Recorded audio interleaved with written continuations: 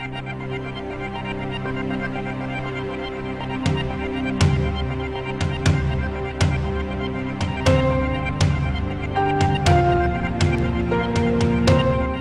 ce petit tour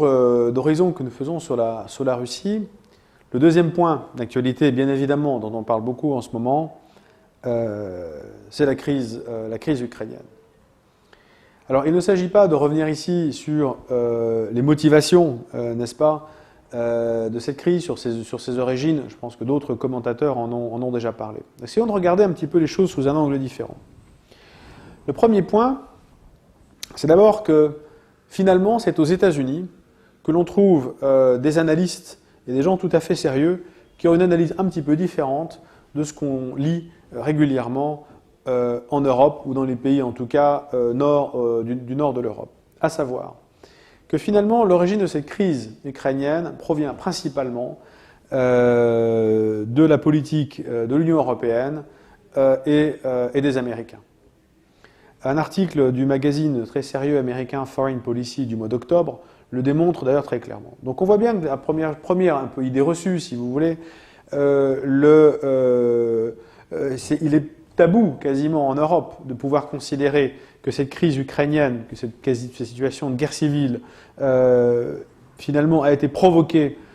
par certaines incompétences, ou en tout cas volontairement ou pas, mais enfin d'aucuns disent, en tout cas certaines incompétences au niveau des relations diplomatiques, en tout cas de l'Union européenne avec la Russie et l'Ukraine, alors qu'aux États-Unis, même cette politique, en tout cas, est très clairement discutée. Un autre élément, Henry Kissinger, le grand diplomate américain, dans une interview très récente au Spiegel, se demande également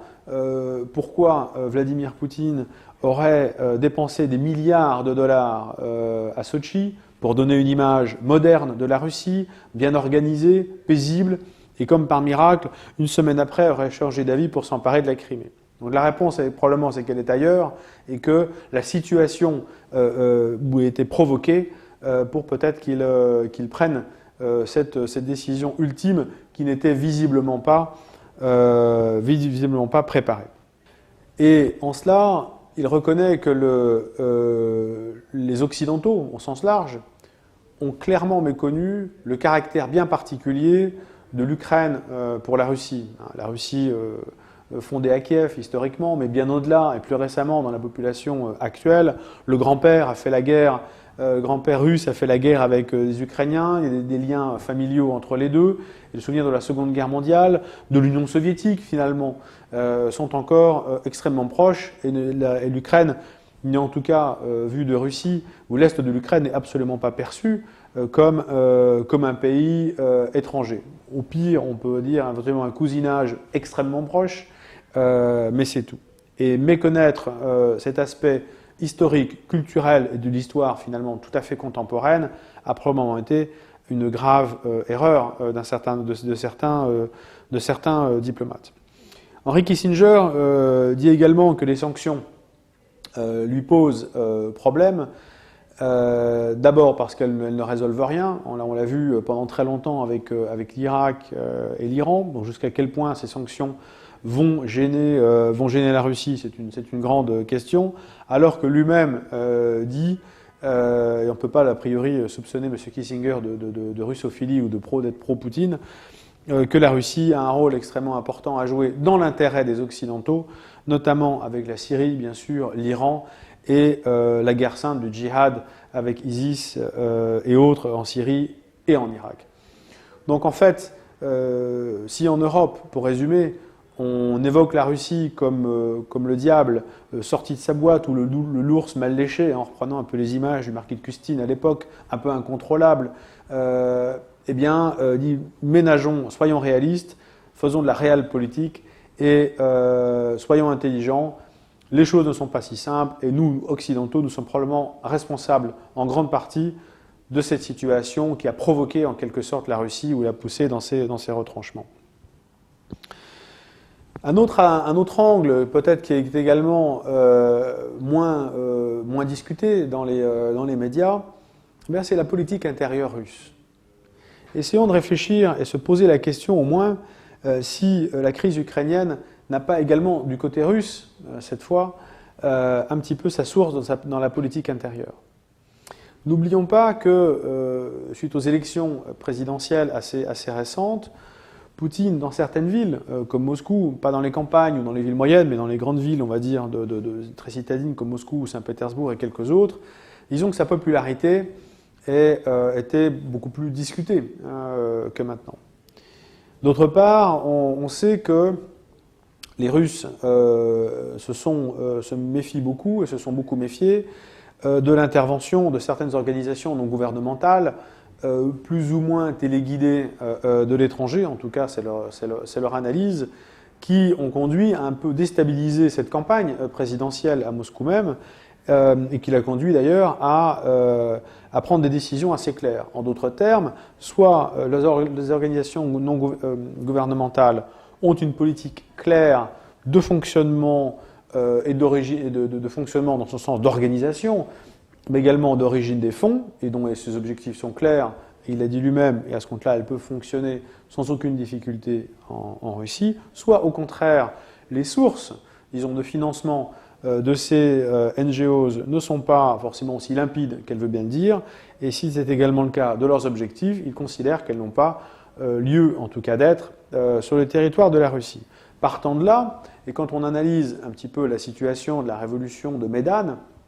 il est très très probable que les Russes y ont vu, disons, les prémices, ou peut-être un premier test, qui aurait pu tenter quelque temps plus tard, après avoir réussi, en supposant que ça ait réussi en Ukraine, peut-être de poser le même type de questions, en tout cas de soulèvement populaire, enfin il y a rarement de soulèvement populaire sans organisation derrière, en Russie. Donc là, il y a peut-être eu sans doute une réaction de politique intérieure, sans doute assez claire, qui n'est sans doute pas assez analysée aujourd'hui. L'autre côté de la pièce, bien évidemment, en intervenant en Ukraine comme il l'a fait, il est clair aussi que sa popularité, ainsi que ses proches, et notamment Medvedev, le Premier ministre, est montée à vitesse grand V, alors qu'elle était un petit peu plus discutée au moment des élections présidentielles. Donc cet élément de politique intérieure, ces réflexions, je pense, méritent d'être davantage considérées du côté russe cette fois, concernant la crise ukrainienne. Troisième point à propos de la crise ukrainienne aussi qu'il ne faut pas négliger, ce sont les populations locales. Et si le droit à l'autodétermination a été reconnu dans un certain nombre de cas, certains s'étonnent que ce ne soit pas le cas pour cette population ukrainienne, mais complètement russophone, et de culture russe. Et bien sûr, ces populations auraient très bien pu rester en Ukraine, à condition d'avoir un équilibre, disons, de leur pays, de Kiev, de leur gouvernement, entre l'Ouest et l'Est. Donc c'est la volonté de personne, et surtout pas des populations locales, de se faire bombarder et d'avoir une vision tout d'un coup absolument nationaliste ou séparatiste. Là aussi, ça ne vient pas spontanément. Mais la montée en puissance, on va dire, de ces nationalismes a été en réaction face à ce qui s'est passé à Kiev et à une politique, disons, très pro-européenne, anti-russe aussi. Et forcément, quand une bonne partie de la population, une majorité en tout cas qui s'y situe à l'Est, se sent elle-même, disons, ethniquement russe, enfin ukrainienne, mais ethniquement russe, en tout cas très proche, ou en tout cas n'y voit pas nécessairement une différence fondamentale, comme un breton, ça ne l'empêche pas de se sentir éventuellement français en même temps, tout en reconnaissant également son caractère breton qui peut être très fort, ou basque, l'un n'empêche pas l'autre. Et bien finalement, on peut dire que c'est un petit peu la même chose pour ces Russes ukrainiens, ou ces Ukrainiens russes, et les pousser, disons, dans le retranchement, les a aussi encouragés à se tourner vers Moscou et à demander à l'aide, d'abord pour avoir une protection politique, et ensuite, les choses, comme ça arrive souvent, se dégradent, c'est l'effet de domino. Certains éléments un peu plus motivés vont plus loin, demandent l'indépendance, la population suit, se retrouve parfois prise en otage finalement des deux camps, et voilà comment on arrive à cette situation absolument dramatique. Mais il est clair quand même que la majorité de cette population qu'elle veuille son indépendance ou qu'elle la veuille moins, c'est extrêmement difficile à savoir de nos jours parce qu'il y a une propagande des deux côtés qui est très marquée. Néanmoins, il est clair que historiquement, culturellement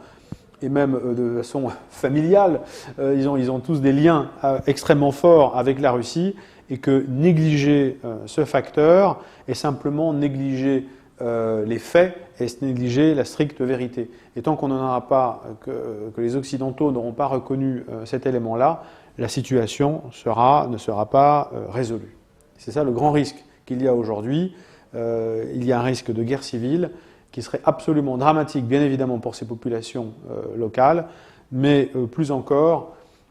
pour l'Europe, et pour l'Europe dans ses relations avec la Russie,